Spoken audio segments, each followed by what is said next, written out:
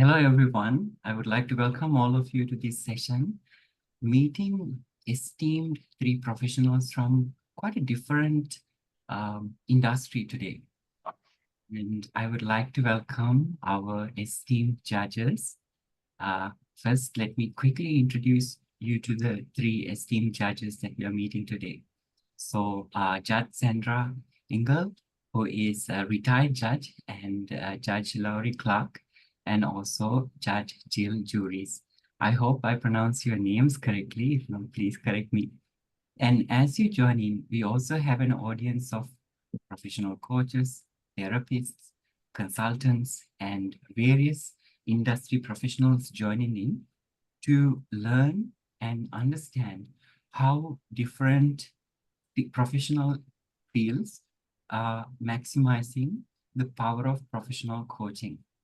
Now, when we say judges, usually I myself only see a judge in the television. When we watch movies, series, we exposed to the amazing work judges do, the very, very important work we do. And today we have judges not only who are creating impact in the judiciary, but also operate within the framework of coaching and creating value and impact.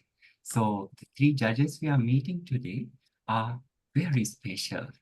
So those coaches who are joining us live, um, if I speak to all of you from the coach's perspective, consultants or therapist perspective, often we look at many common industries where coaching is quite common. And it's quite rare to hear uh, different professions like judiciary using coaching. So I believe it is a unique topic, and we are going to create unique learnings today. So as our coaches and our audience joining in, I would like to invite you to keep your microphones muted, keep your cameras on so that we all can see you. And if you have questions, feel free to initially send them in chat. I will invite you to share insights as we continue. So without further ado, let's hear from our judges here. Let's understand a little bit about their world and how they arrived here. All right, so may I first invite Honorable Retired Judge Sandra Engel to introduce yourself. Sure. I'm Sandra Engel from Albuquerque, New Mexico. I am a retired judge, but I'm also called here a senior judge, which I hate the term. But anyway, meaning that I go in and I do hear cases on the bench when they need me. So I still hear some. I'm also the judicial wellness program manager here for the judges in New Mexico. So I really focus on supporting them from a wellness perspective. And I run the Judicial Coaching Resource, which is a peer-to-peer coaching program that I'll talk about later in the webinar, set up for judges to support their colleagues. So judges coaching judges. And then I also have my own business, High Road to Success Coaching, where I coach judges from other states and attorneys and business leaders. And I'm so happy to be here with my colleagues from different states. And I'm going to turn it over to Laurie, Judge Clark. Hi, I'm Laurie Clark. I am a judge in Colorado with the Denver Juvenile Court. I'm originally from New York. And I am one of the coordinators of our judicial coaching program in the state of Colorado. And I'll turn it over to Judge Juries. Good morning. My name is Jill Juries. I'm a judge here in Boise, Idaho. I was an attorney and a mediator for many years before I took the bench in 2016. My docket focuses primarily on family law cases or probate cases, which deal with wills and estates or guardianship matters. And I'm probably the newer one to the coaching field. And so I'm excited to participate today and spend some time with you all today. Excellent. Thank you, judges, for the brief introduction. And we are very curious and excited to get to know your world and how you arrived at coaching. I think that's a good place to begin with. So we would like to understand a bit about you as a judge, becoming interested in professional coaching and making that transition, if not embracing coaching. Would you like to tell a little bit about your story, how you arrived here? Judge Sandra, would you like to start? Sure. I started in 2020, right in the pandemic. What happened was I was the chief judge of a court of probably, I had 19 judges and around 350 employees.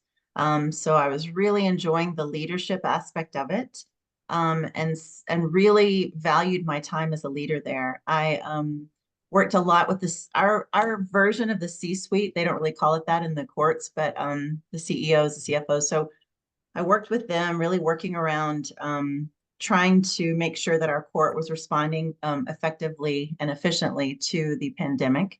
But I also knew I was 2 years out of retirement, or what I call now rewirement, because I actually didn't retire, I ended up going into another profession.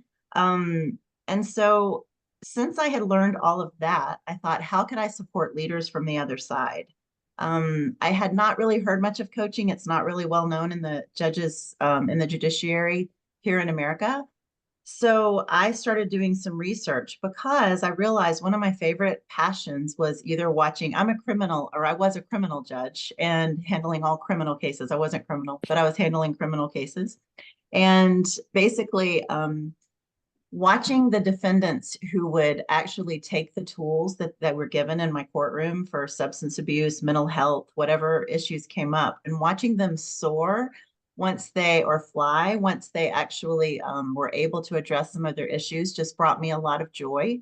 I also had a treatment court. And so that treatment court, I dealt with a lot of, I set it up for military veterans so that they could get specific treatment just for their issues. And I loved being able to talk to them about what really works for them and what really is going to be a strategy they can hang on to instead of us directing them of what to do. It's a different type of court that I'll talk about later. But in that court, I had this kind of epiphany that if I could do that from the other side with judges, attorneys, and leaders, this could be really amazing. Seeing an athlete do their best work or seeing a musician hit their high note, those were my passions. Like I would just watch people hit their potential and be like, wow, this is it. So I thought coaching, leadership coaching especially, would be a great fit for me. And I really wanted to support judges and lawyers and business leaders in hitting their next high note. I mean, that's really how it got started for me. And I got into coaching in about 2021. I've always worked with children and families, even when I was a lawyer, even before I was a lawyer. And so did a lot of mentoring and coaching when I got on the bench as a judicial officer. Also, a lot of collaboration, a lot of mentoring. And so when Colorado brought the coaching program to the judges, I immediately got involved, started training, became a coach. And just like Sandra, I had a treatment court for sex trafficking, so youth that were sex trafficked, and seeing how the coaching model really helps people change their perspective. Many people feel trapped in whatever situation they're in, whether it's a youth who's sex trafficked or a judge who just has a very heavy, difficult docket. We all get stuck in our thinking and what's going on. And I really found that the coaching helped people take a step back, reflect, look at things from their best perspective, and be able to move forward in a much positive way. Thank you. I would say that my journey with coaching is, as I indicated, a new one. I was asked by the Education Department of the Idaho Supreme Court to attend a coaching program last year that involves coaching that comes from your head, heart, and gut spaces. And so it was sort of the thought would be to bring some of that to the judiciary in regards to how I might help assist and mentor other judges, or consider how that might be something that I could bring into my daily work. What I would say is that historically, as I indicated, I was a mediator for a number of years. And so I sort of collaborated with families and try to help them derive solutions in their lives. I sort of had this natural journey to the bench. And I think part of the reason I was asked to attend the coaching program is that I have a deep interest in wellness and mindfulness. And there are so many components that overlap there for people who want to just, achieve excellence in so many different ways. And so it's an exciting opportunity for me to sort of take some of the skills that I have historically and sort of push some of those things into the future. So. Thank you, judges. Extremely interesting stories how you arrived here and how you create value. Now, Ignite Global as a 360 coaching service and education provider, we are often curious to learn how specific mindsets or embodiment of coaching best practices and skills play a role. Now, when we look at all three of you as with your professional designation, judge, the word judge, and then all the way to the profession being a coach. So something that we understand, of course, at a broader perspective, the word judge, if not judgment, has many different layers to it. And of course, your profession as a judge with the very limited understanding I have is to keep peace. So in that aspect, the understanding of judgment is different. And I understand that it's done through a very careful process. At the same time, however, we are seeing two polar opposites here. Professional coach, as a professional coach, you operating fully non-judgmentally. And then as a judge, having to practice a specific judgment towards what's happening within the courtrooms. So I would like to understand a little bit from a technical perspective, what does this mean to you, or how do you approach it?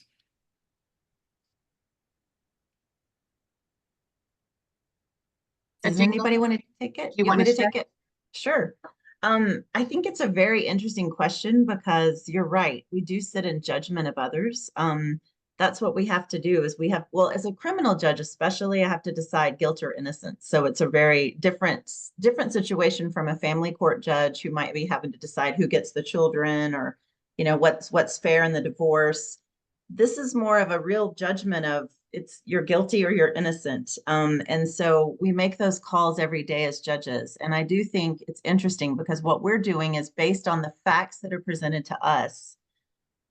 What do we think? How do we make our decision and how do we judge that person? However, when you look at it from the perspective of a coach, listening to all the facts, listening to all of the feelings in the coaching realm, you do suspend that judgment because you're not attached to outcome. As a judge, you're attached to outcome, but remember, as a coach, you know, we believe our clients are whole, creative, and resourceful. So we know that they are doing their best work, and it's not our business on being attached to what's going to happen with their decisions or judging them for being a certain person. That's not what we're doing, right? So it is a big shift. And I would say that, and I think Lori would echo this probably, or Judge Clark would echo this, in that when we train judges, because I'm also a trainer, and so is Judge Clark, we train judges on how to set up, how to be coaches for their colleagues.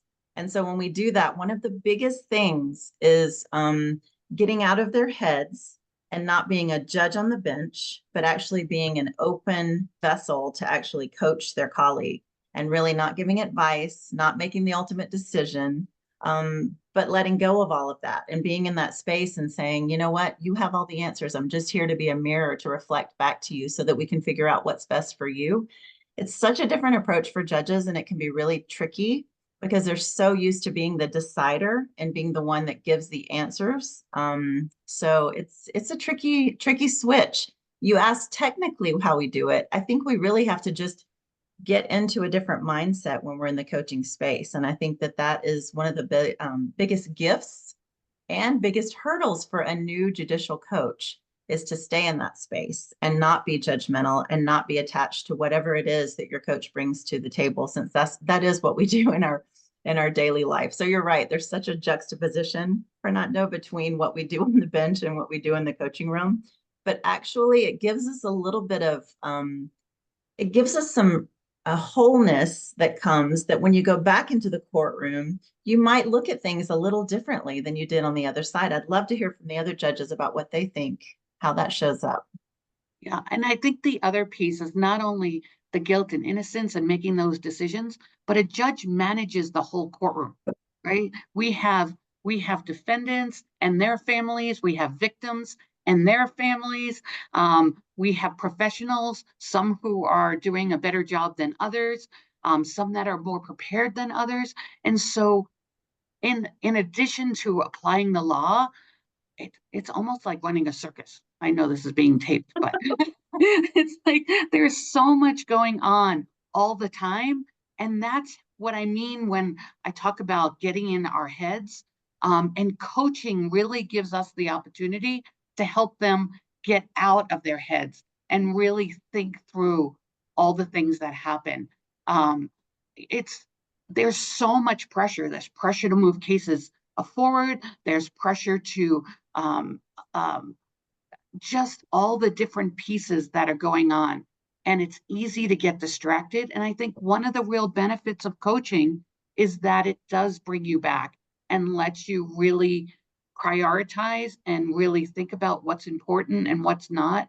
And I think the benefit for everybody who's listening to this is that's the same for any high level position, right? A CEO, all those positions that are doing multiple things, it coaching winds up being such a benefit to them. And you don't have to know anything about their industry or their job. That's the advantage of coaching, is that you're helping them get to their solution based on all their experience and knowledge. Thanks. Thank you, Judge Clark.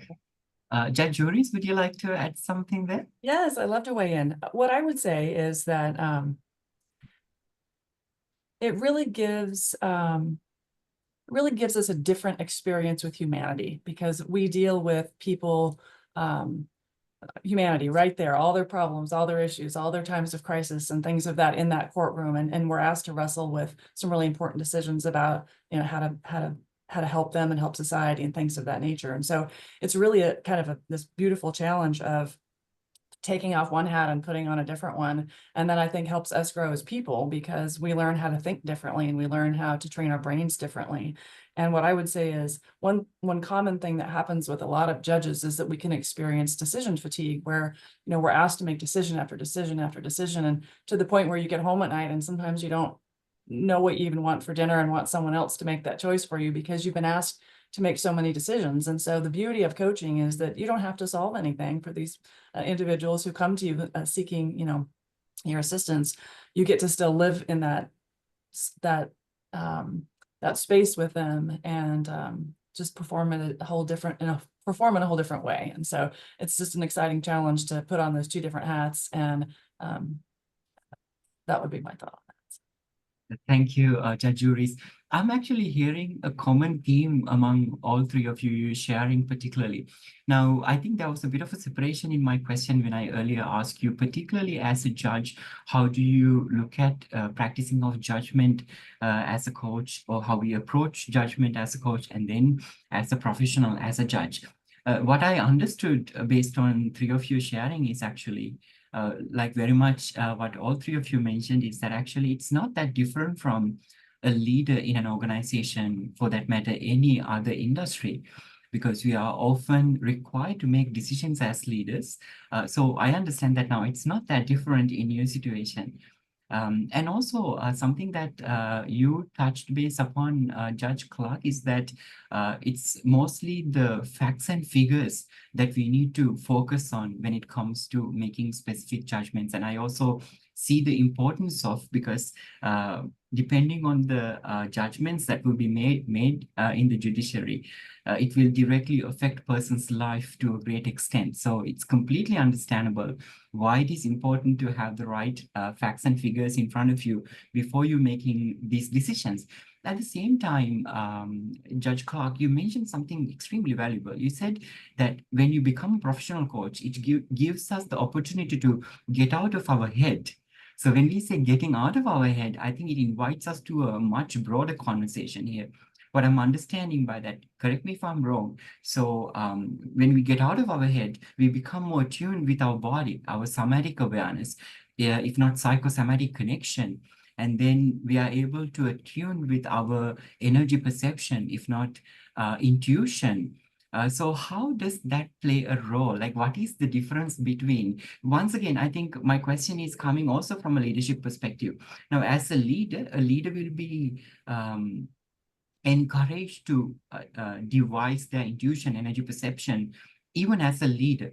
Now, as a professional coach, we understand that is the space that we operate all the time. Now, if you compare the difference between as a judge and then as a professional coach, this getting out of the head and being attuned with the energy perception and the somatics, how does that look like? So what I find a lot is that when there's so much going on, you wind up in a circle in your head, right? You're frustrated that something happened. You know how it should have happened. You know how you addressed it. It wasn't effective, and it winds up being this circle in your head. And what I find coaching does is it gives you an ability to say, encourage your coachee. What could you have done differently? What did you want this to look like? How could you have gotten there? Right. And the coaching really helps them better reflect not being in the moment.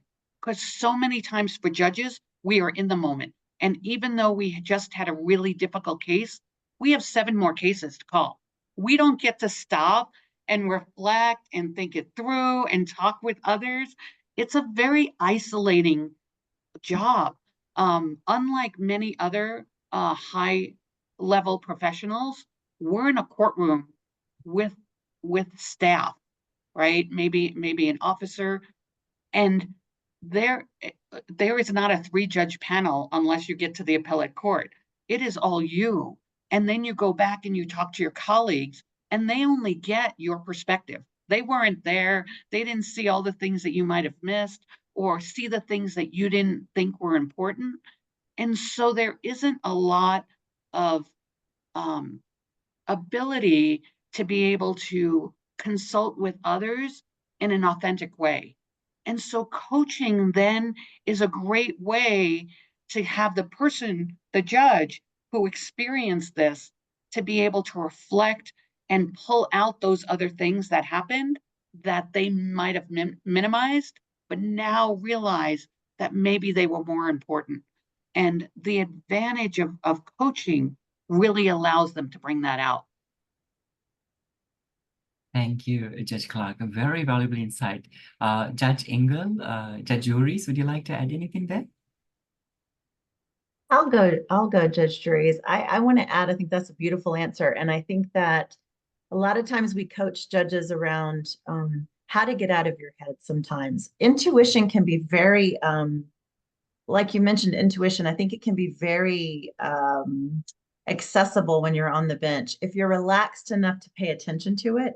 The tricky thing is, and I talk to judges a lot about when I'm coaching, about paying attention to your somatic responses, your physical responses to things that happen in your courtroom. Like if you're getting triggered by a certain litigant, a certain attorney, you're getting triggered and you're starting to go, oh, you're just losing your patience and you're like, I've told you to do this and you didn't do it, whatever. We talk about how to make that connection with your body and how to reframe and maybe how to anchor onto some tool, maybe a picture on your bench, maybe one judge uses his dad's watch. He holds it in his hand when he starts to get triggered. Our demeanor is very important, not only our demeanor for the public to see and respect the judiciary, but also our demeanor to calm ourselves down and make sure we're in a very good whole space to make these decisions that are, just like Judge Clark said, that are going to affect not only the person in front of us, but all of the community. It's going to affect their mother, their brother, their sister. I mean, our decisions are very high stakes decisions because they affect so many people. So to have a judge who can center themselves on the bench and actually bring their best self to that decision, it's a game changer. And I think that coaching helps them do that because we can help them get into their body just a bit.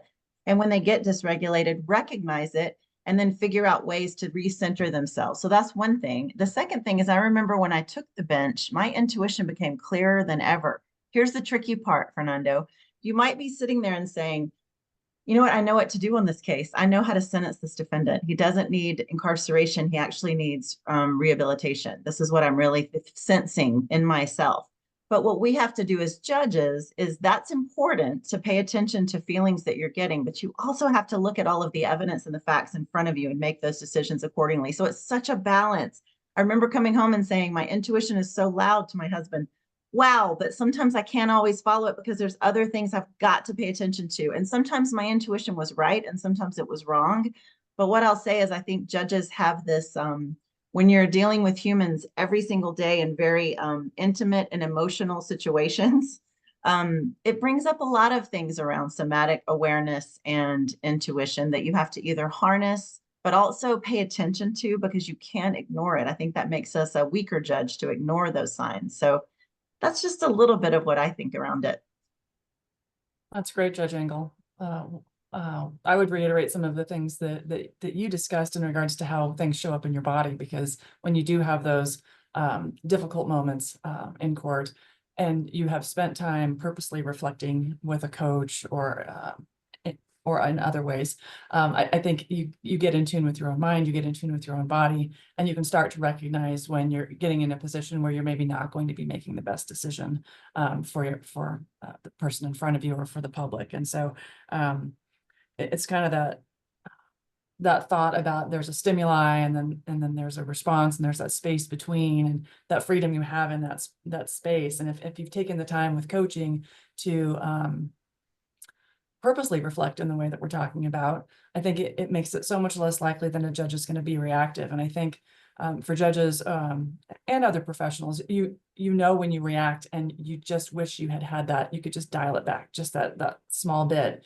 And so it seems like coaching really gives people an opportunity to be just way more in tune with who they are, such that they can catch themselves and take that breath or take that recess or focus on the watch in the hand, so that you can really be your best self and not respond rather than react. Thank you, judges. I think this also provides us to not only understand your approach towards coaching, but also holistically look at what is the backstory of a judge. Because often when we, like I mentioned earlier, often we are exposed to the role of a judge through media, press, or certain movies and series and so on. So it is really enriching to also understand the human side, and then also the struggles or the complicated situations that you're going through, like what Judge Clark mentioned earlier. It's like really back to back, you have to make decisions and you have to be in front of the court and maximize the efficiency. So it's really valuable to understand a bit about your world as well, beyond what we see in television and in the movies. So with that, I think it invites us to a very important discussion. So this I would like to present towards judge juries. Now, all three of you are American judges, and now seeing the value or sharing this ability to connect with the body, take a step back and really look at things from the bigger picture. How do you find the judiciary, especially the judges, receiving value from having access to coaching? Thank you, Fernando. What I would say is that the pace of life as a judge can be somewhat overwhelming, and so sort of as I mentioned earlier, just taking that step back and reflecting, because our jobs are very unique. What you see on TV is very different than what you might see. In fact, it's so much more. Well, it doesn't hold the Hollywood drama that you're gonna see, but it also does, because it's real people with real issues. But I think what people don't always understand is the things you don't see on television are the parents of an adult disabled child who are trying to get guardianship of them so they can care for them, through their adulthood. What you don't see is the families of a deceased person, fighting over belongings or property and things of that nature. Some of that isn't always going to make the big screen, but those people, we're dealing with people in crisis. Almost everyone who walks through that courthouse door is in a position to be in a position of crisis. They've either lost a loved one, their marriage is dying or has died. They've made a poor decision and committed a crime, perhaps. And so we're in a position to be constantly making decisions, adverse decisions against people in crisis. And so it's a really difficult place to be in sometimes, because we have people who are in their most sensitive times and moments of their lives, and they're oftentimes not their best selves. And then we tell them no, or we tell them yes. And so what I would say is, I think your question was how coaching supports judges making those decisions. Is that a fair way to capture what you were asking? Yeah, I think to a great extent, you are giving a lot of insights. For an example, helping us understand what is different and similar in what we see in the TV and how it is in the real world. So that's very, very helpful. And among all of these complexities, judge juries, how is it valuable for a professional coach to, a judge or the members of judiciary to have access to professional coaching? So what I would say is, when you think about those people that come in front of you that are in a position of crisis, in a position of crisis, and you're making those decisions that may be adverse to them, that's where it can be difficult to maintain demeanor at times if you're not really skilled or you're not really attuned with yourself. And so coaching, I think, helps people recognize how to continue to connect with people on I think it helps you with your professionalism. It humanizes people. It helps you maybe come to the table with more grace because you've spent more time just thinking intentionally about how you want to show up. And so I think it probably assists people in being a more effective listener. And the other thing to think about too is, when we're on the bench, every word we say is recorded.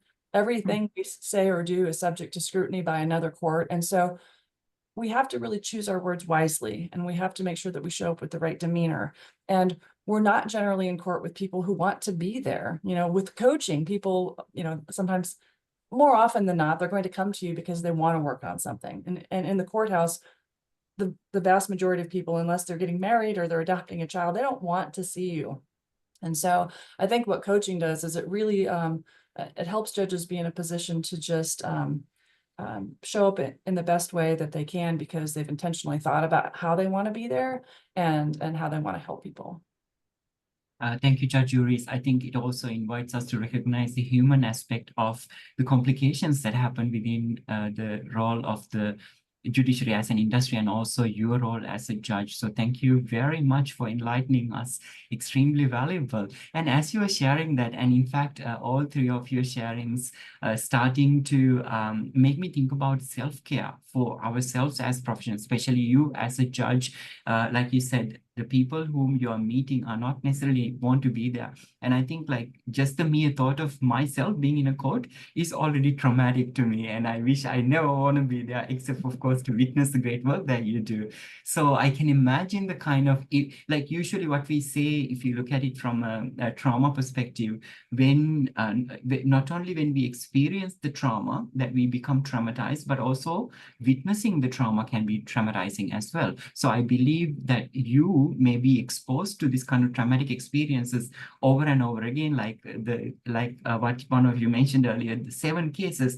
Maybe many of those can be actually traumatic to the witness, which is you as a judge over there. So if we further move from Judge Jury's sharing, if I may invite Judge Angel and Judge Clark to share maybe. How about this self-care element? How does professional coaching enable some level of self-care based on what is happening, complicated situations in courtrooms? So Judge Engel, why don't I start and then you could finish? That'd be great. One of the things that, it's very natural when you're driving and someone cuts you off, you have a reaction. It's very natural to respond to those type of things. Somebody, knocks into you into the grocery store and doesn't apologize, right? You usually have an emotional response. Well, in the courtroom, people get angry and knock over chairs, slam doors, say inappropriate things. And part of being able to manage that courtroom is, like Judge Juris was saying, is not responding. And it's best to not respond when you're at the best you. And I have found that judges having the access to a coach really helps them in regards to being in a place to not react to those things, because those things happen fairly frequently, not maybe every day, but at least once a week, if not more than that, in regards to those really excessive reactions. to the people who are traumatized by what's happening in the courtroom? I think, I speak a lot from a judicial wellness manager or program manager. What I speak a lot around is secondary trauma and compassion fatigue. We do see a lot of stuff, I have to say, Fernando. And just like Judge Clark and Judge Juries have mentioned, there's so many things to manage in this courtroom. Besides the heavy dockets we have. I mean, sometimes I would have 70 cases in a day I'd have to hear. Now, some of those would be traffic cases, but some of those would be serious domestic violence cases. And you just had to kind of steel yourself, get ready, take your breaks and support yourself. But when we talk about supporting judges with secondary trauma or compassion fatigue, we try to really shore them up around giving them some resources. Some might need to go to therapy because it's very traumatic. I can still, when I drive by, I was a prosecutor before this, and I remember when I still drive by this one bank where I prosecuted a murderer who actually, it was a gang violence thing and he murdered someone at the bank. Every time I go by that scene, because I had to look at that scene so many times with all of the traumatic images, I still start to sweat. So I never drive by that bank anymore. And I never noticed it till my husband pointed it out. He's like, why do you never want to go by that? And I'm like, oh, I never really thought about it, but I don't want to go by that bank again. So we think about how, and judges, we have to hear the evidence. We have to see the pictures. So do jurors, by the way, which is another whole issue. We could do a whole nother webinar on how to support jurors, but we do have to see that. And I think what coaching brings is a lot of judges, in my opinion, suffer from isolation. I'm sure business leaders can relate as well, not only having the trauma. Some of them might not have as much trauma as we have to witness, but they definitely feel isolated. And I think when you can share your common experience with a colleague in a coaching space that's confidential, it's just a game changer. You feel like you're not crazy, you're not alone. Yes, I've not been sleeping well after this really heinous jury trial I had, and I'm not eating well. And your coach can actually talk to you about that and say, oh, well, let's talk about that. And what does that feel like? And your coach can say, what is some support that you might could have in your life right now that would really shore you up in times like this? And how do you look forward to prepare yourself for some of those times when they come? Because we all know we've been there. And so to have someone that understands where you've been, and can see you and see what you're going through, I think is really important when you have a lot of the traumatic work. A lot of things we're seeing too with coaching that I think coaching's really helping is burnout.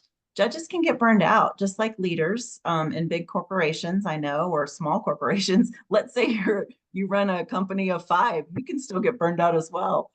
There's a lot going on. There's a lot changing right now in our world. For judges, security is on the rise. We're having a lot of issues with judicial security in our nation.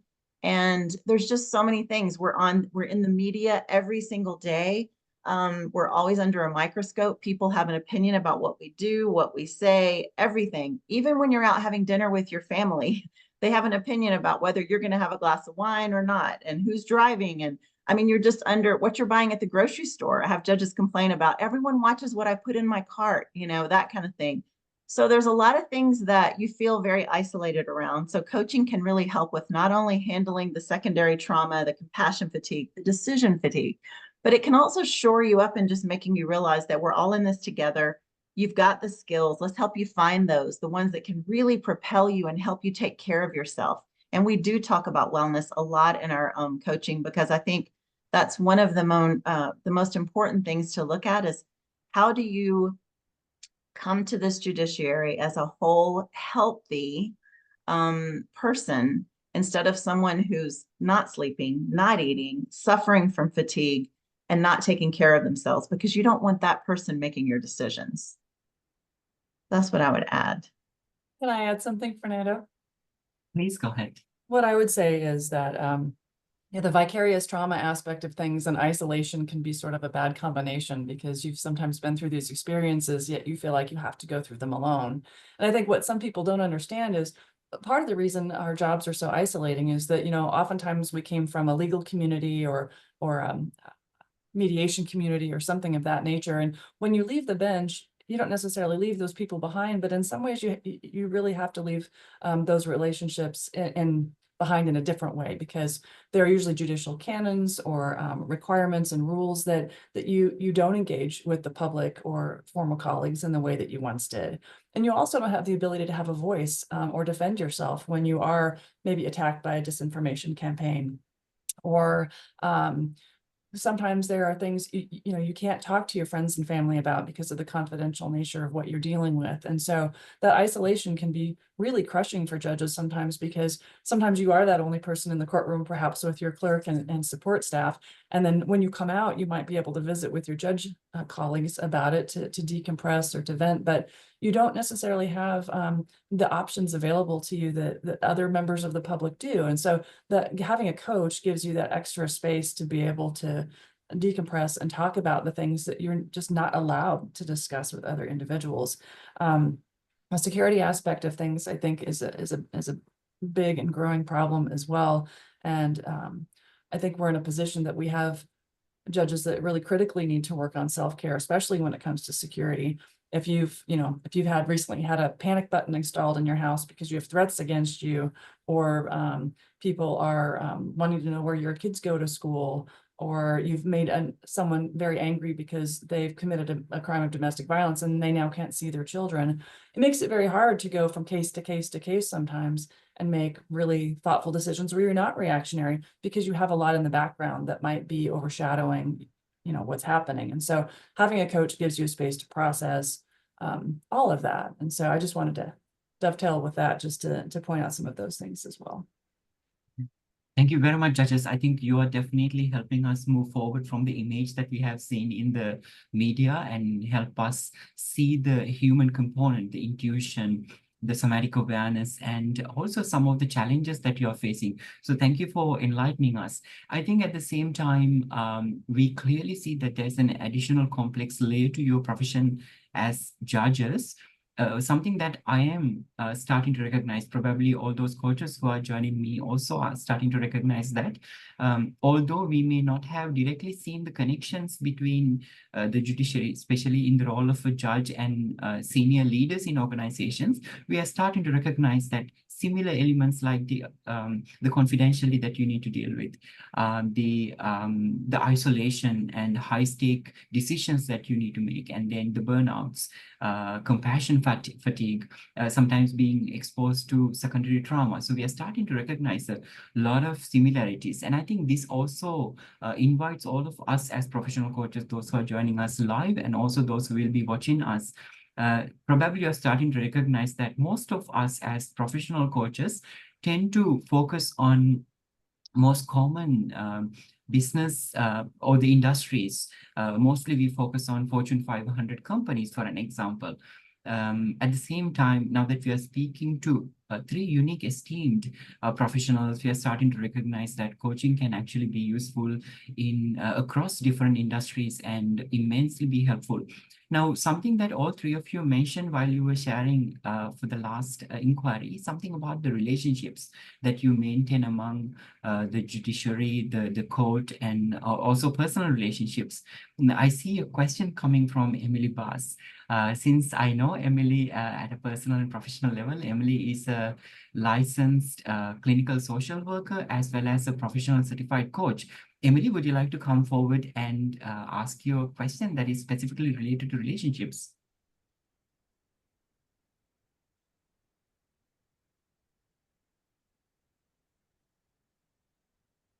You're muted, Emily. Please unmute yourself.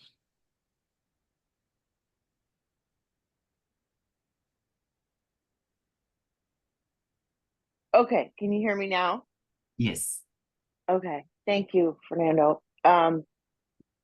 How do the relationships that you have with attorneys impact situations for you? I don't know how to ask it better. Like, do the relationships play any role? You see the same attorneys time after time, and how does that go for you? So I could take that because I have a team of attorneys for each of the different case types that I have. So I do see the attorneys regularly.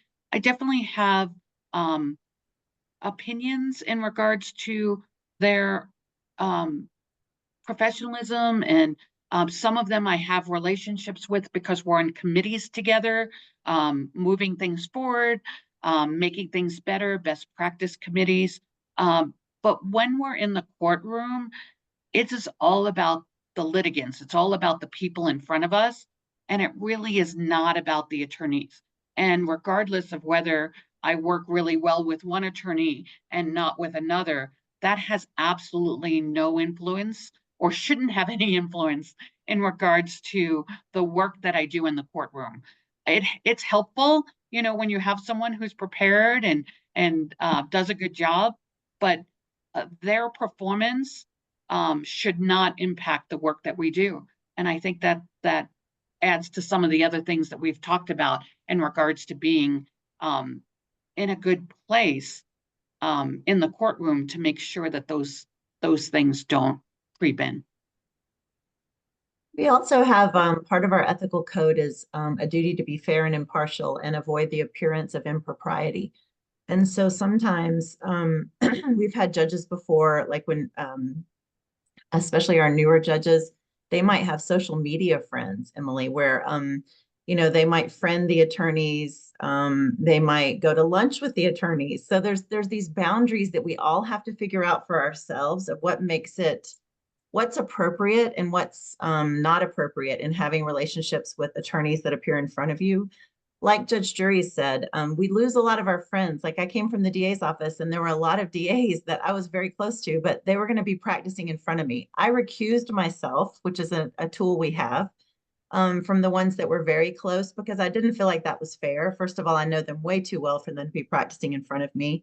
And then I also had, I would recuse on maybe attorneys that I had worked like in a firm, like I had worked in a small firm. And so even though I had no, it was, I didn't have any problem hearing their cases, I could be fair and impartial. There's that appearance of impropriety because I had worked with them.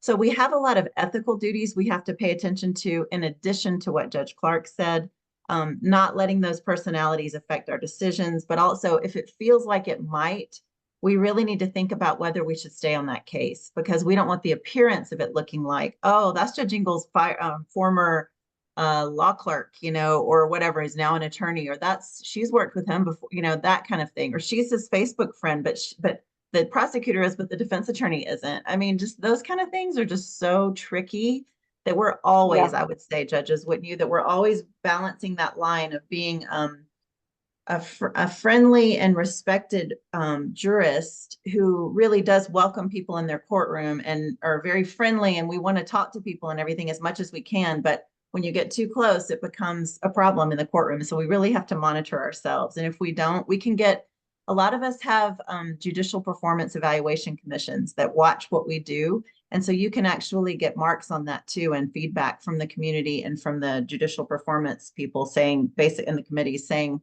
you know, you're not as fair and impartial as you should be under your judicial canons. Does that make sense, Emily? Yes, yes, it does. Thank you. Yeah. And can I just add one thing? One of the things that I do in regards to whether I should recuse or not is I assess whether my relationship with that professional is professional or not professional. Like if I've been to their house, if they've been to my house, I'm recusing. If, you know, I have an attorney here who has a child who's the same age as my grandson who lives with me. And I told my son, if he's inviting him to his birthday party, we need to have the birthday party not at our house.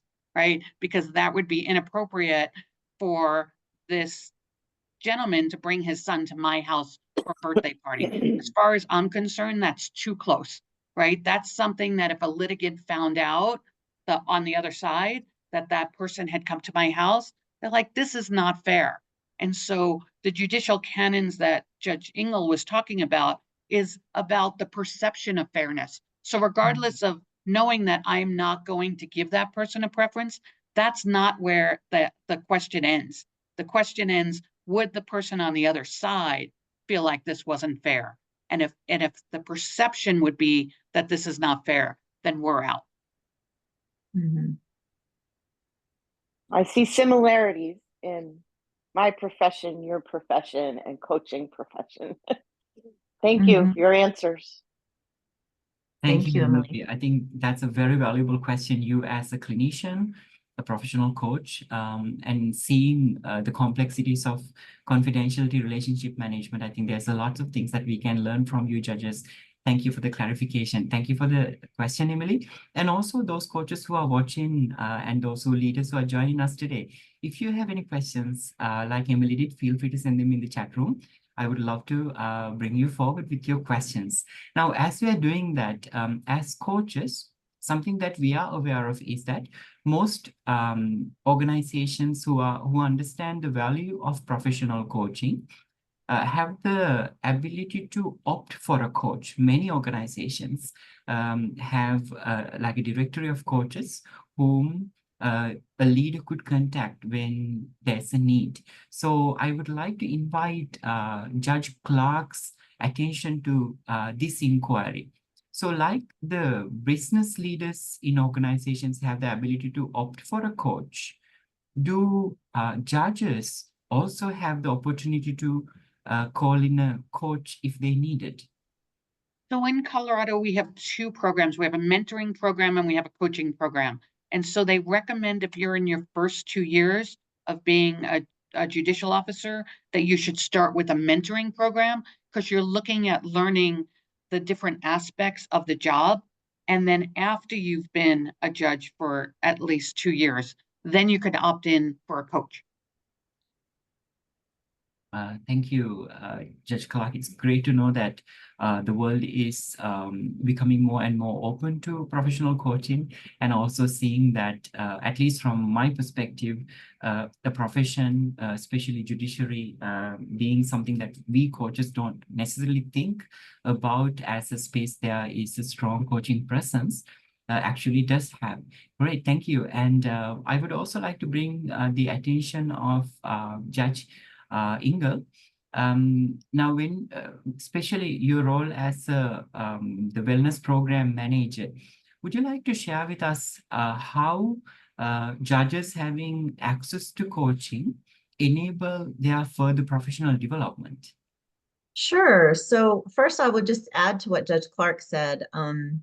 In New Mexico, so there in the 50 states, there's only about 7 states that have coaching programs for judges. This is new, guys. This is all very new. When I started, our judges had never even heard of coaching. I hadn't either, I have to be honest. I was like, who are these people that are coaches? All I'd heard was like life coaching online or on the Today Show. I wasn't sure what this was. And so it's all very new in our judiciary. Judge Clark and I and Judge Juries are trying to educate other judges in other states to try and bring more, and globally, honestly, I've been having some global conversations around how can we support judiciaries in other countries and other states to try and make sure they know that this is something that's a tool that all leaders have. Look, I was selling it to my judges saying, all of like Steve Bezos and Jeff Bezos and Steve Jobs, they all had coaches. Why don't we have coaches? And so it's not very available. But I think when it is, I've seen so many changes. And so they're all starting to click on the power of coaching in the judiciary. What I see, Fernando, is I see new judges that come to us where building confidence in the courtroom, learning how to manage staff, because think about how this applies to a leader too, not just judges, but building confidence, learning how to manage a staff because they never had any leadership courses, but now they're handed a bailiff, a clerk, a secretary. All these courthouse really looks to them as leaders. So they learn how to manage better. They learn how to set their boundaries and decrease their stress. They learn really new ways to handle old things they've been stuck in on the bench, especially our mid-level judges. They'll come and talk about things like, I can't find, how about this one? I can't find time to do anything but do my job. I know I'm supposed to be a judge 24/7. That's what we're taught. That, you're a judge, you're always a judge first, because when you're out in the community, you've got to take your ethical obligation very seriously. But we also forget that message leaves out a big hole in how about your time for yourself, though? Wait a minute. So government employees, I have to say, and this is all government jobs that we're talking about for judges, they really look at the institution, the health of the institution and getting the job done. It's not like they sit back and go, oh, but by the way, let's support these judges and make sure they're whole people. That's not really normally the focus. unless you have a program that's been developed to help support that, then you're kind of on your own. So I find that coaching can really help you feel less alone, can help you feel happier in your job, can help you really connect to that passion again. We have the burnout that I was talking about earlier. We coach a lot around how do you find those values that really brought you to the job in the first place? And this could be for leaders too. All the things I'm saying are so parallel, but it's just that we've never had it. So we're also excited because we finally have the support. But I think they leave happier, those coaching sessions happier. If not happier, they leave with a sense of, okay, I've got somewhere to go. I've got some little action step I can take to make this 1% better, that kind of thing.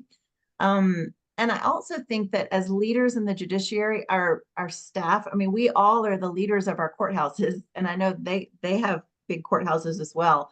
The staff looks up to the judges as, how do we look at our morale? How does morale improve? It improves when the leaders can show that they're happier, they're more engaged in their work, and they find joy and they are balanced so that they're not slamming doors and doing all of this stuff that just makes everyone like fearful of the leaders. I mean, it's just always, I think it's such a top-down approach when you look at trying to improve the morale and the happiness and health of your organization is to make sure you look at yourself first. And I think coaching really does that, among a lot of other things. Thank you, Judge Engel. Anything to add, Judge Clark and juries?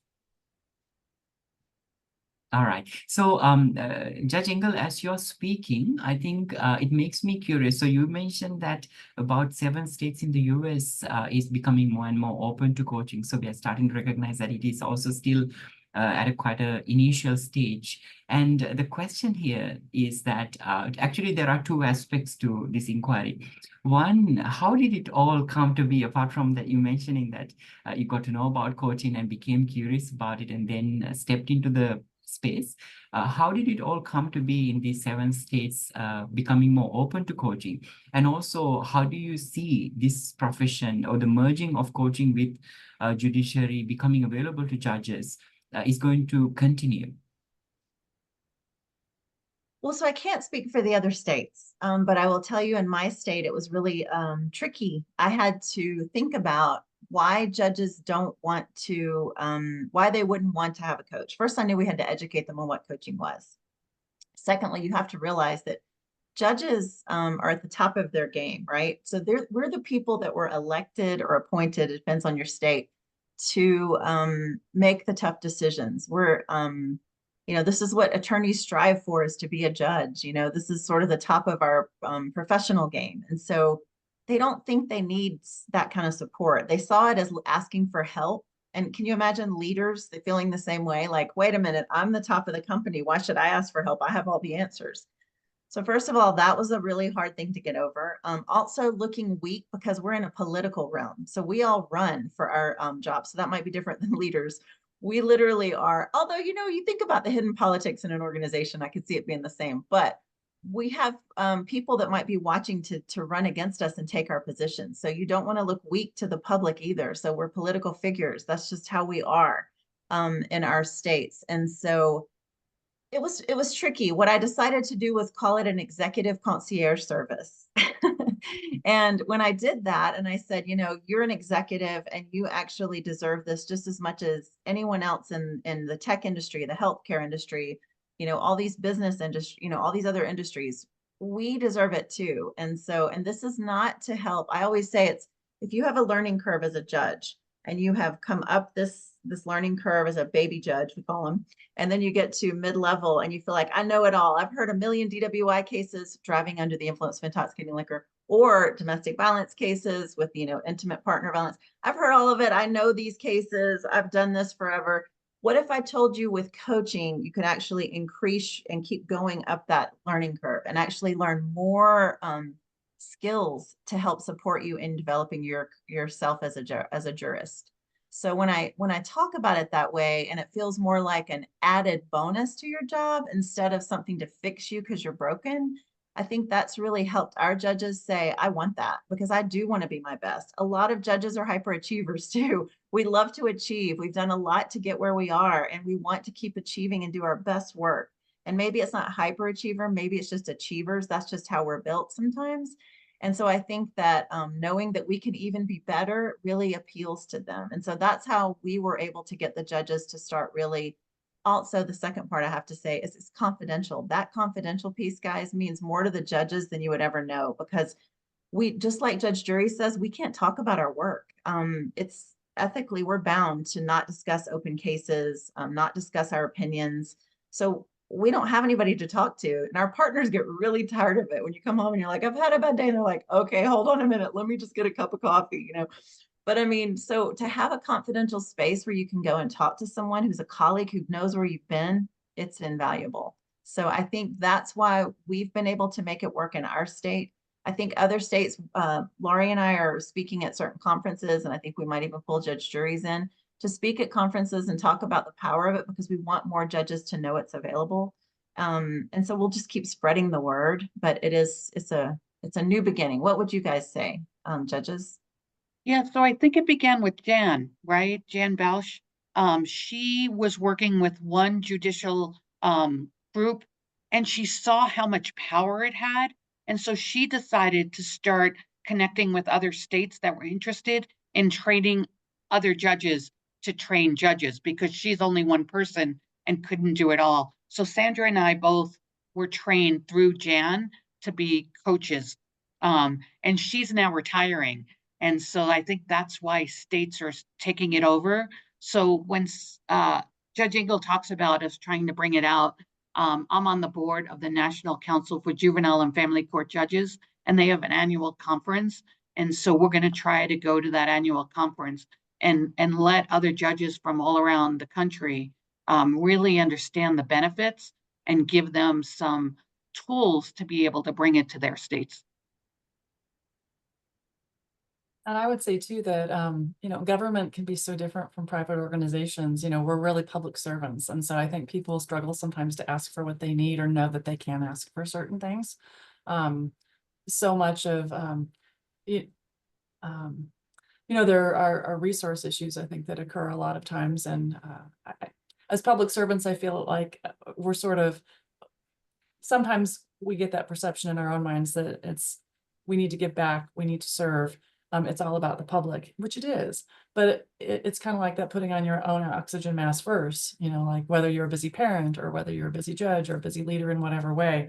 I think that we're slowly developing things here where I live, but it's going to take people that are willing to raise their voices and say, we need this. And so I'm kind of one of those who's trying to bug people to get more done here. So.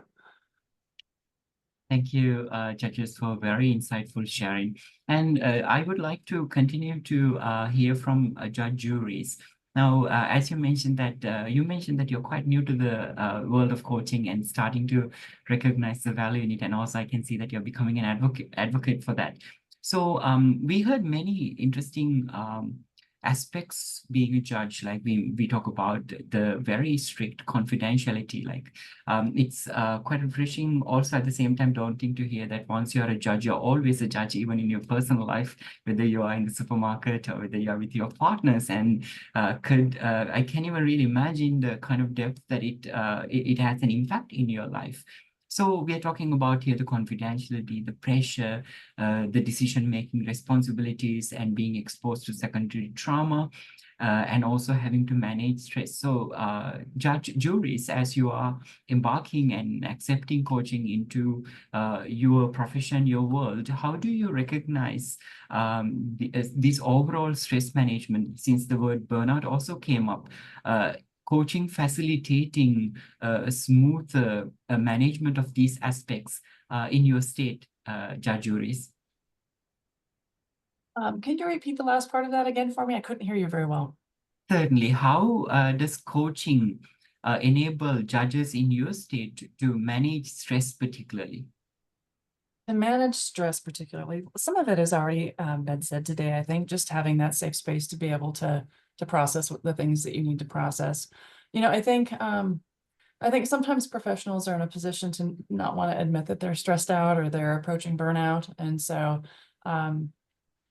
one, you have to get someone signed up and on board for the process. And then I think too, once they've participated in the process, I think that's when people can really start seeing the benefits of how stress can be reduced or relieved by having a coach. There are so many ways for us to be whole people, and coaching is just such a special thing for people in the judiciary for a lot of the reasons that we've already discussed in regards to just the difficulties that we have in our profession and the things that we need, to be seeking to do for ourselves. Thank you, Judge Juris. Now, this brings me to another aspect of how you operate more logistically, let's say. So what we heard from your sharing so far is that one of your colleagues was training you to become a professional coach, and then you are kind of like absorbed into the system and you coach each other. So from a confidentially perspective, we also hear, so a judge who is trained professional coach conducting coaching with another judge. So the very much understandable, the confidentiality, how it elevates the confidentiality level. So with that, I'm becoming curious. So within these 7 states, based on your awareness and understanding, is it always the judges themselves are trained to become professional coaches and then deliver coaching? Or are you also inviting external coaches who are not necessarily judges initially to come in and work with other judges delivering coaching? I'll take that one, guys. So I am an ICF, I'm an ACC under the ICF coaching, so I'm a certified coach. So what we've done though is, that's odd. Not many judges, think about it, judges are working full time. I did it at night, but I knew I was retiring or rewiring. So I knew that I had space to actually start a business and do coaching. I would say that most judges are not certified coaches.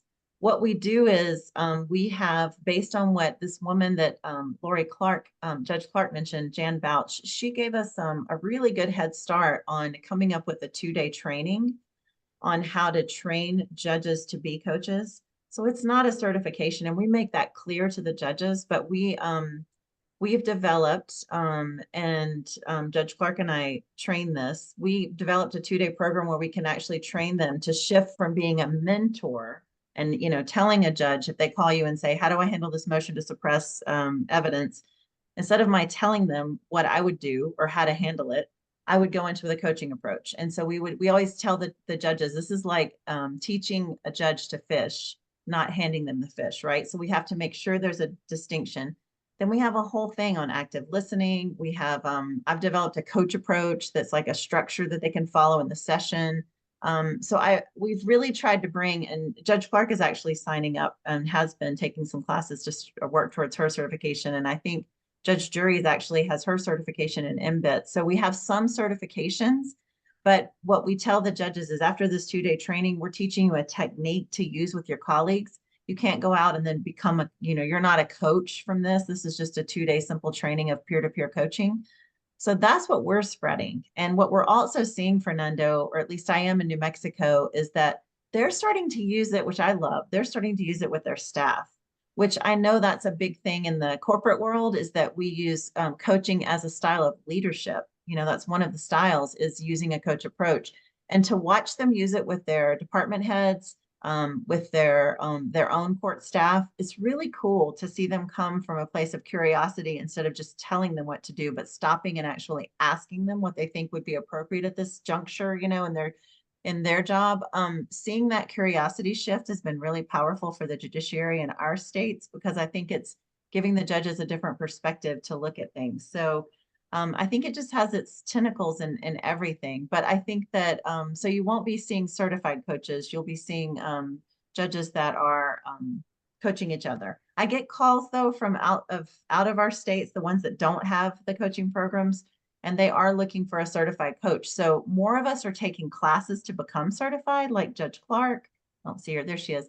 And she is gonna eventually become a certified coach. And so if she wants to build her business, she can. Judge Juries can as well. So some of us are starting to take those classes to figure out that this is really a great space to be in, and that we can support from the other side, especially as a second career. What did you guys have to add? Anything? Said it well? Yeah, that's exact. Can you hear me? Very well, Great. yes. Sorry, I had to change computers. And I would just say anybody who's watching who is interested in bringing this to another country, or even a state that doesn't have it, that you can reach out to any one of us and we would be happy to share our materials. This isn't a competition for work. It's a competition to get this everywhere, right? And so sharing materials, sharing ways that you can approach your judiciary wherever you are, we're happy to help. Excellent. Thank you, Judge Clark. I think these insights are very valuable. And also what I'm recognizing is that we are speaking at a time that you are pioneering, bringing in this valuable mindset, the leadership style and this inquiry style into the judiciary in the US. And I think there may be many other individuals, professionals watching from around the world and thinking, how can that be valuable? So it's such an interesting, it's extremely valuable you're sharing here to see how you create impact within your industry particularly. And I think as we're talking about pioneering this industry, I think there are also something that we would notice is that as we initiate pioneering something, there would also be challenges and pushbacks. So that is going to be our next inquiry to explore with you judges. So what pushbacks and challenges do you experience and how do you face them or even overcome them? I would just say that the real pushback is many of the things that Judge Engel talked about. The fact that we are sometimes on the ballot. Well, we oftentimes are on the ballot, and public perception is huge. And there is a fear of looking weak, looking flawed. And so trying to find a way to make sure that this is accessible and confidential.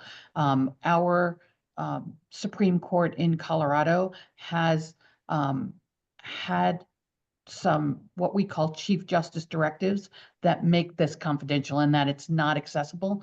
Much of what we do, the press can get access to it. They just have to request it properly, and they could get tapes of anything that happened in court. They could get our emails, so any record we have of anything we do within our capacity as a judge is accessible to the press.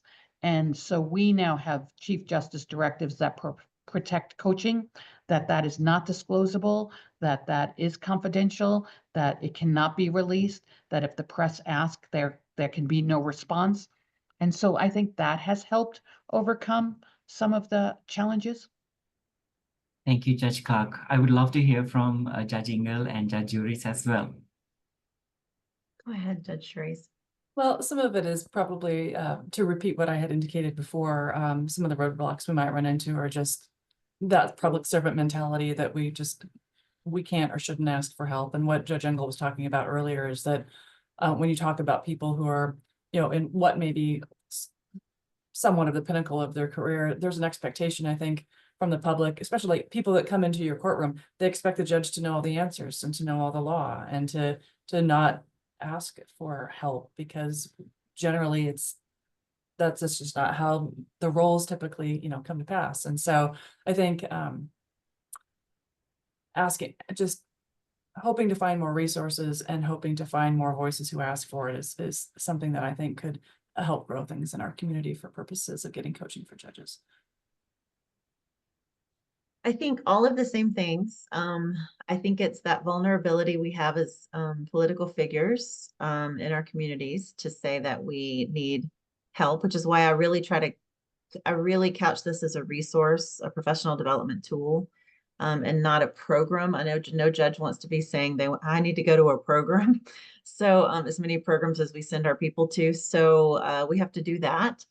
But overall, I think it wasn't known. It's just unfamiliar, and so until they see that this is a professional development tool instead of, no offense to Emily, but that it's not a psychotherapy kind of counseling thing that they're asking for help, which sometimes I would say, Emily, they need to ask for that too. And sometimes we have to point that out and say, there might be a parallel track right now that would be really helpful for you. And that might be a therapist, So just looking at all of those things, I think there's a lot to overcome, but once they get into it and they start talking to each other saying, wow, my coach was really good, this was a really great experience, then we're going to start seeing more of it. And there might be even more than 7 now. Maybe I know there were a couple other states that were trying, so there might even be more. And I think they're just all starting to try and find ways to support each other. And Fernando, I hate to jump ahead, but I did see one question that I think is really important that I was going to ask about, which was somebody said, well, how do we get involved? And I realized how insular this sounds, where it sounds like we have like this bond and that there's no way outside coaches can get involved. And I think they can. I think that the tricky part is if you know judges or legal professionals in your area, I say reach out, because we all know that building a relationship as a coach, it's sort of like that book, The Prosperous Coach by Rich Litvin, how it talked about how it's not about being on Facebook and LinkedIn. I mean, it is, because we all do that. So I'm not saying it's not important, but I'm saying that having a conversation with someone you know and them having that trust in you is really where those relationships come from. So if you can reach out to those people you know in the legal community and let them know that you're willing to be there as a coach and hold that confidential space, which if you have a reputation for that, then that's golden. Then I think sometimes coaching outside the judiciary, if they don't have a program, could be really impactful, because you know how we've always said, guys, in our training that we don't have to have subject matter expertise, right? You don't have to know what your coachee is talking about when you're coaching them, because we use our type of model to really coach them through whatever it is they bring. So I think all of you on the call have value in coaching judges and attorneys. If you would just make those relationships happen. I think that's how you really offer your services, if that helps whoever answered that question. Thank you, Judge Engel, for both answering my inquiry and also tapping into Emily's question. Appreciate that. And I think something all three of you mentioned throughout this conversation is that certain vulnerabilities or the humility, the human aspect of you as judges can be looked into and enhanced with a profession like a reflective profession like coaching. And I think if any individual who's watching this, myself included, I think we are gaining a deeper understanding that although we have a specific perception, or the press, the media might create a specific perception about judges like you, having dived deep into this, understanding the humility, human element, and the true integrity that you hold really inspire us. And I think it makes us a step closer to you and recognizing that these are also human beings behind the desk and truly intentionally trying to be non-partial and keep peace in our society. So it's such an empowering movement to recognize this. And thank you. And also, Judge Angel, as you mentioned that we could reach out, build relationships, because I think it's very clear as most of our coaches here are ICF certified. So we also have a very strong ethical guidelines and confidentiality clauses. So I think we are very well best positioned to actually work with clients like judges who may require a high level of confidentiality, not just only judges, I think every client for that matter. So with that, this is bringing us to our very final question. And also I want to thank all three of you judges, because it's very early in the morning in the US, making time and showing up and sharing your thoughts generously, sharing your time generously. We truly appreciate. So with that, let's end this session today with a bit of a personal question. I would love to learn, apart from you as a judge and also being trained as a professional coach, at the same time, as a human being, how does coaching create impact in your own life and in the ones that you love, in the lives of the ones that you love as well? Over to you.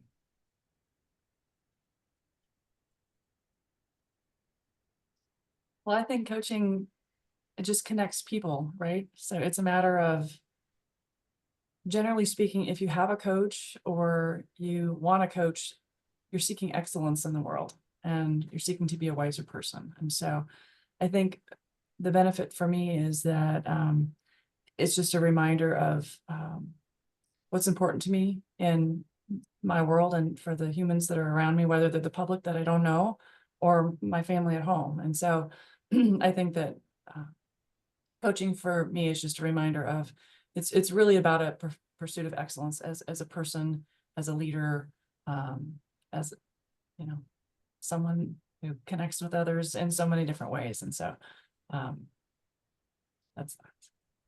Thank you, Judge Juris.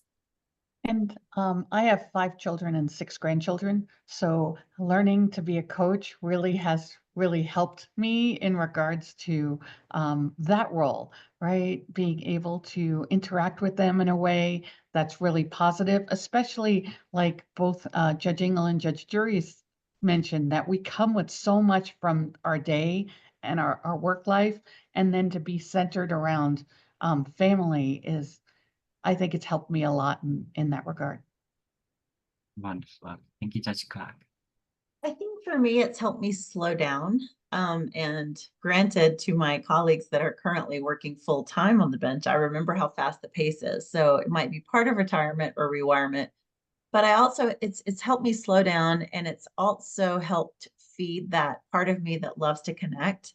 I've learned so much about different cultures, my different diverse clients. I've learned so many amazing things about so many different people that I would have never had the opportunity to learn. And it's just been my honor to just like Judge Jury said too, around that connection. That connection is important to me, and I just hold that so I just hold that very close to my heart when I'm connecting with a client. So I really enjoy that part, and I agree with Judge Clark. I swear I'm a better mother because of it, because I with my adult children, I can come to the relationship with much less of, I'm a judge mother who can tell you exactly what you should do in this situation. And instead, I'm just like, huh, well, what do you think? And I mean, the first time I asked my son that, I remember him looking at me going, is this a joke? And I was like, no, this is serious. What do you think?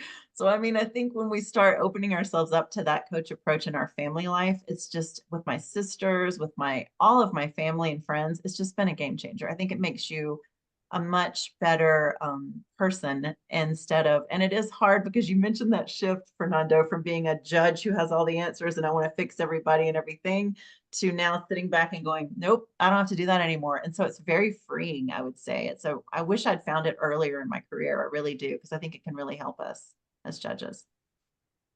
Thank you, Judge Engel. I think 3 keywords stand out there is the human connection, freeing, and also self-care, and truly looking at a human being rather than just the faces that we usually wear, or the specific, the designation and the status that we wear. So it's such refreshing to experience a human side of all 3 of you. And thank you for sharing that. Like you mentioned, you have to always maintain a specific professional demeanor. And today you have given us the opportunity to see beyond that and recognize the human aspects, which is extremely valuable to all of us. So with that, I would like to invite all 3 of you judges to share your final remarks or anything that you would like to inspire the audience with, especially if there is a leader or someone from judiciary system, another judge watching this, and you're inspiring them. What would be your message? As you articulate your thoughts, I would also like to invite those who are watching us live right now, feel free to send your well wishes. As you can see, these 3 judges who are meeting us today are pioneering change in their profession, in the judiciary system and in the government. And I think it's something that we all cherish, appreciate, and truly, truly value. And it's an honor to meet all of you. So feel free to send your well wishes, coaches, our audience, leaders that you're watching. And also at a later stage, if you're watching this online later on, if you would like to be connected with any of these honorable judges, I believe that they will be more than happy to connect with you as time permits. And I'm happy to be that intermediary between you and these judges. So feel free to send us questions or even comment underneath this video. So over to you, honorable judges. Finally, what message would you leave us and leave with our audience today?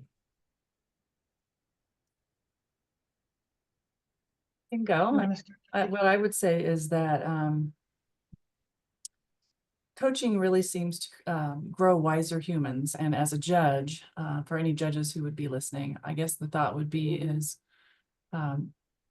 if you're able to avail yourself of having a coach, not only, and we've talked a lot about self-care for judges, but really self-care for judges really extends out to the community. And so if you have wiser judges, wiser humans, what are wiser humans better at? They're better at being decisive. They're better at being compassionate. They're better at being firm and fair or unbiased or confident. And so anytime you can avail yourself of having someone to help you grow in those ways, I would just encourage people to think more openly about doing that. Thank you, Judge Juris. And I would just encourage you all to really value what you do and know that there is a value out there, especially for the judiciary. Sometimes it's uncomfortable to reach out to someone in a position such as a judicial officer. But the truth is, we are all people. We are all professionals. We have all worked hard, and we all can use the same benefits that all of your clients use. And for you to stay confident in the work that you're doing and know what a value it is, really is beneficial to everyone you meet and touch. Thank I you. would say that I think strong leaders are people who ask for support.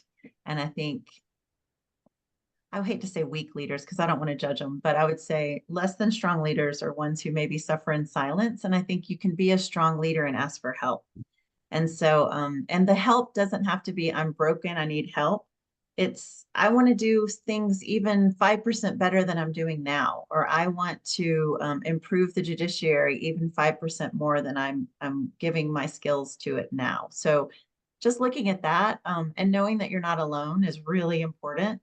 I think that's the message I would like to leave, is that just being heard, just like everyone in our courtroom wants to be heard, sometimes we need to be heard as judges, and that's a really confidential, safe space to do that. Thank you, judges, very much for your intentions and inspiring messages. Absolutely valuable. And I think I have expanded myself and learned a lot today about your unique profession and how you bring a unique perspective to coaching, and really creating a better humanity, better judiciary system, and a better world for all of us. So thank you so very much. Looks, if you have access to the CCE link, those who are joining us live today, you have access to 1.5 CCEs. Looks will share the link within the chat room. Please feel free to fill it up so that you will receive your CCEs within the next 2 weeks. So once again, I would like to thank all three of you, honorable judges. Deeply appreciate your presence here and enlightening us today. And also, I would like to thank those who are watching us live and those who are also joining us online. This means that you are curious. As professional coaches, one of the key aspects of our embodiments is curiosity. So you're here learning how different professions, even government, is embracing coaching and maximizing the value of coaching. Thank you for joining us today, and look forward to keeping in touch and continuing this dialogue and enabling possibilities like you shared, our expansion of consciousness through coaching. And I look forward to seeing you next in our next webinar discussing a valuable topic. Thank you very much. Thank you. Thank you guys for being here. Thanks, Fernando. Thank you.